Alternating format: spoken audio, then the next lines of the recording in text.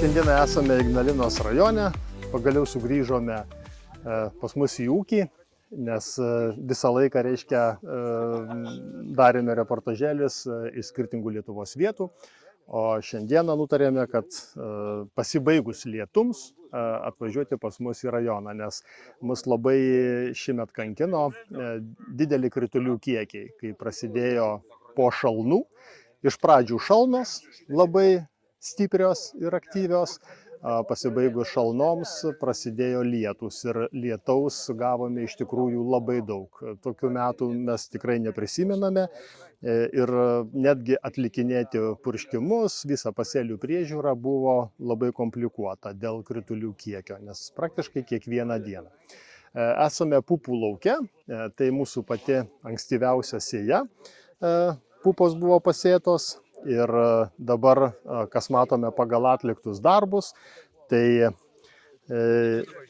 purškimai atlikti, po sėjos iš karto atiduotas dirvinis herbicidas, tai yra puikiai gavosi apsauga nuo piktžolių, švarus laukas. Mano mėgstamiausias purškimas tai yra aklonifeno veiklioji medžiaga, Feniksas kartu mišinyje su klomate ir naudojant dirvinį herbicidą tikrai gauname švarius laukus, bet Fenikso naudota 3 litrai. Eigoje, aišku, atidavėme visus reikiamus mikroelementus pupoms sudygus, insekticidą ir boras, ir molibdenas, ir cinkas. Buvo atiduotas visos tinkamos normos ir žydėjimo pradžioje. Darėme purškimą, bigalo 0,5 kilogramų į hektarą ir kartu pridėjome kaiso insekticido, plus boras 1 litras ir Noratek Universal, mūsų turimų mikroelementų kompleksas 1 litras. Dabar jau šiuo metu matome, kad žydėjimas eina į pabaigą. Jau praktiškai viršūnėlėse matom, kad jau baigėsi žydėti, bet matosi, kad aukštingumas kaip ir geras, 10-12 žiedynų. Tai laikas, žiūrint į tas pupas, kad purkšti paskutinį kartą. Tai žydėjimo pabaigoje jau apatinės ankštarėlės matosi, kad jau yra užmegztos. Čia labai gerai matyti, netgi 5. Užmezgimą rodo kaip ir visai neblogą. Tai kitą savaitę jos jau bus truputėlį didesnės ir visiškai pasibaigs žydėjimas. Tai vėl grįšime prie sulfastimo, 3 litrai sulfastimo, 0,5 kilogramo bigalo fungicido ir karnadino pilną normą, kad apsaugoti pupas nuo kenkėjų, kad jos būtų sveikos ir nepažeistos kenkėjų. Dabar kalbant, ką mes turim su lygomis čia, tai iš tikrųjų yra gera apsauga nuo to 0,5 litro bigalo atiduoto, bet vis dėlto pagal tai, kiek tai buvo drėgmės, mes turime, aišku, pilkojo puvinio tam tikrus židinius. Mes žinom, kaip šokoladinė dėmėtligė, jos liktai tokios nėra, bet ant atskirų lapų yra tokie ryškesni pažeidimai. Kitas dalykas, jeigu dabar stos karšti orai, tikrai tokiam pasėlyje dar gali rūdis plisti. Ir turint galvoje, kad mes turim gerą namezgimą, bet norint, kad išaugintų tikrai derlių ir būtų pilnavertės pupos, tai tikrai reikalinga atiduoti antrą pusę bigalo, o tą 0,5 litro. Ir kitas momentas tai grūdinukas, kuris irgi pažeidžia pupas. Vienas purškimas pradžioje žydėjimo gerai, bet dabar reikėtų ilgesnės dar apsaugos, nes praktiškai tai yra tik tai ant apatinių 4 žiedynų užmegzta ankštis, dar laukia tai praktiškai 5 ar 6 aukštai ir čia bus reikalinga apsauga ir taip pat apsauga nuo žiedinuko apatinėse užmegztose ankštise. Tai karnadinas, manyčiau, atiduoti visą normą 0,25 litro būtų kartu su fungicidu bigalo pusę litro. Tiesiog būtų tas panaudojimas būtent apsaugos priemonių nuo kenkėjų ir nuo ligų. Šiuo metu jis tikrai yra tinkamas, nes jau kaip ir patirtis rodo iš ankstesnių metų, taip pat ir sulfastimo 3 litrai, tai labai aktyvina ir spalva reiškia šitų atrodo tokių truputėlį šviesėt pradėjusių pupų, iškart jos patamsėja, nes sulfastimas sieros kiekis reiškia aktyvina fotosintezę, labai padeda pupų baltymų kaupimui ir kartu dar netgi rekomenduotina, tarkim, pridėti kalio, kuris būtų taip pat šiuo metu labai tinkamas, nes maisto medžiagų nešimas po visą augalą ir aktyvinti fotosintezę, kad baltymas geriau kauptųsi, tai yra pupoms labai svarbu. Ir žalias amaras čia ant lapų yra. Tad visgi insekticidą reikia būtinai reikia purkšti ir atiduoti visą rekomenduotiną normą. Ir įtarimas yra dėl netikrosios miltligės ant kai kurių lapų. Iš tikrųjų tai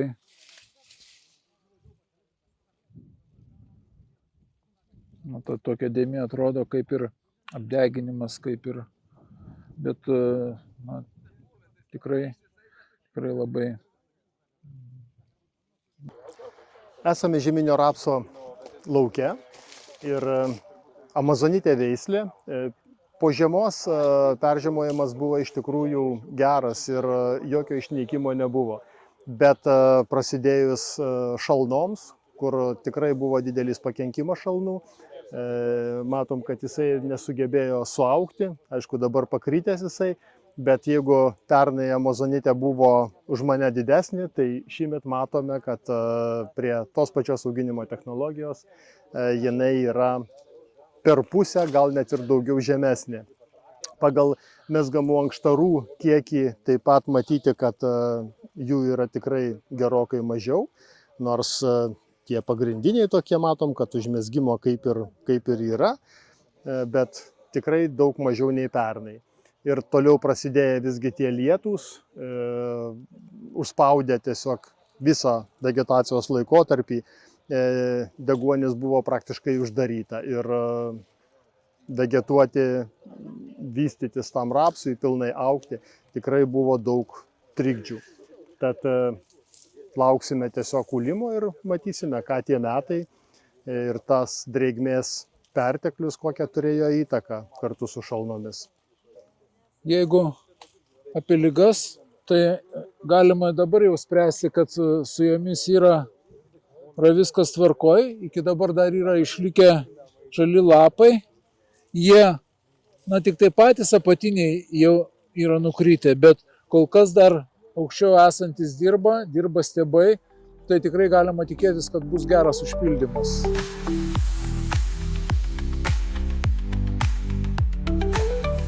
Esame vasarinių kvietukų lauke, kur kaip įrodymas šių metų reiškia vandens perteklius, kai sėjome, buvo iš tikrųjų sausi laukai, bet po sudygimo, prasidėjus lietums, matome, reiškia, pagal atliekamus purkštuvo pravažiavimus, kad technologinės supjaustėme labai giliai ir toliau išgeltimai, tai visur akivaizdžiai matyti, reiškia, vandens perteklius.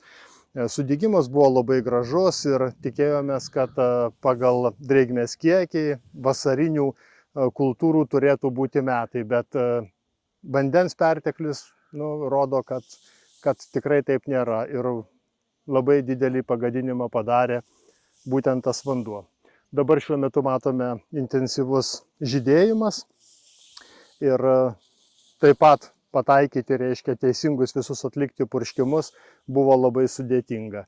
Ir tie kvietukai, jie tiesiog dėl deguonies užspaudimo, dėl maisto medžiagų paėmimo netobulo, gavosi tokie labai banguoti ir atlikti purškimus, kaip sakiau, buvo labai sudėtinga, nes kiekvieną dieną lietus.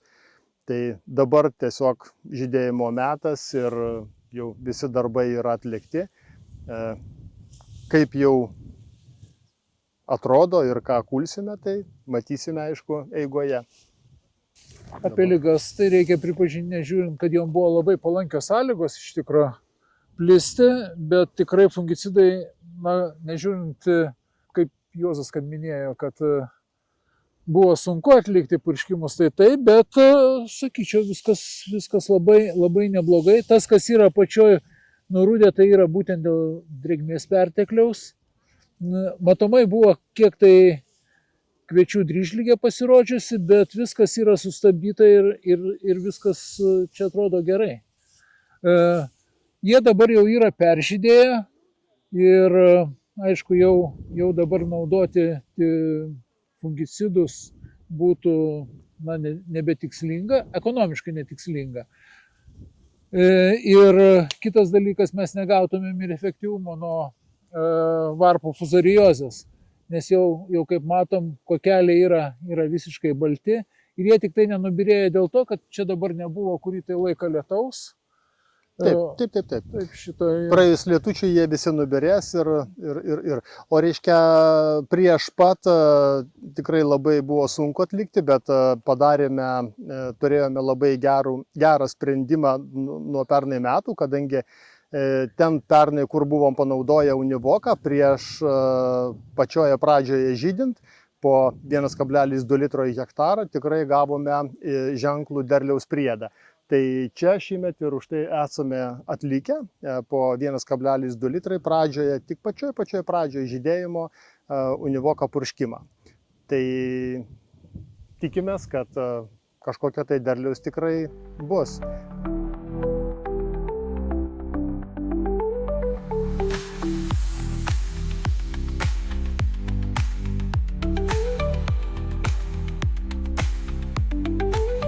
Vanduo niekaip mūsų šįmet nepalieka, tai šiandien jau yra savaitė, kai negauname nei vieno lašo. Vakar buvo 32 gal kažkur tai karščio, bet vis tiek pilnas technologinės dar yra vandens. Tai šįmet vanduo mums buvo iš tikrųjų labai reikalingas, anksti pavasarį nebuvo, o visą vegetacijos laikotarpį tai neleido tiesiog atlikti darbų laiku.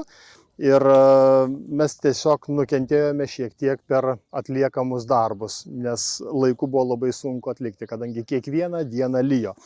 Dabar, aišku, jau žiūrint į pasėlius, matome, kad jau varpos pradėjo pūstis po truputėlį, tai reiškia pildytis grūdas. Ir dabar, žiūrint jau, reiškia, į pačius grūdus, matome, kad jau baigia užsipildyti grūdas ir jau pradėsime važiuoti pagrindinį tokį purškimą kokybinį, tai karbamido 20 kg, pridedant kalio 2 kg ir tą purškimuką pradėsime jau nuo pirmadienio, už kelių dienų visuose laukuose.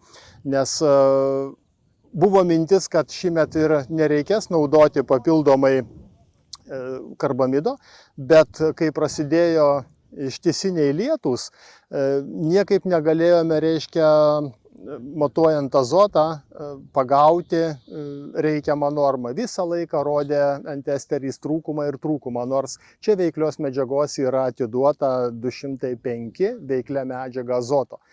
Tai pastebint, kad visa vegetacija buvo trūkumas, už tai nutarėme papildomai visgi padaryti purškimą su karbamidu ir kaliu grūdo pildymo pabaigoje, kad pastambinti grūdą ir pagerinti kokybinius parametrus, nes įtarėm, kad suglitimo ir su baltymais gali būti mažoka. Na, o kalbant apie ligas, tai šitame pasėlyje be abejo buvo tos sudėtingos sąlygos, kada lietus ir įvažiuoti nebuvo galima į lauką. Tai pasirodė, aišku, grybinės ligos, bet jos čia labai gerai ir tvarkingai sustabdytos yra. Na, matosi, kad būta septoriozės, dryžligės irgi galbūt pirmosios tokios dėmelės ant lapų buvo pasirodę. Šiuo metu yra rajai sveiki, bet mes matom kitą problemą. Ant viršutinių lapų tikrai yra, matomi virusų simptomai. Deja. Ir, matome ant lapų ir mes galime matyti, kokia yra reta varpa, kur yra jau pažeidimas virusų. Čia praktiškai nuo pačios yra atmesta, tai jau po 4-5 varputes. Varpa nėra įsivyščiusi, jeigu palyginti tai su normalia sveika varpa, tai skirtumas yra toksai, kad tikrai matosi šitai įsipūtusi, užsipildė degrudai. Ir kitas dalykas, tai mes matom ir židinuką, miežių geltonosios žemaūgės virusą. O sėjos terminas šitas laukas yra pats pirmas sėtas, tai yra rugsėjo 16 diena. Rugsėjo 16 diena, tai mano pati ankstyviausia. Ir pilnai tikėtina, ir mes matėme, kad tikrai anksti pavasarį matėme, kad visgi viruso yra židinukai ir dabar jie niekur nedingė. Tai ta diskusija, kada tas virusas buvo perduotas rudenį, tai praktiškai 16 rodo, kad tikrai buvo laiko ir per anksti, o kituose laukuose, kur sėta ta buvo savaitę vėliau, ten tokių problemų nesimato.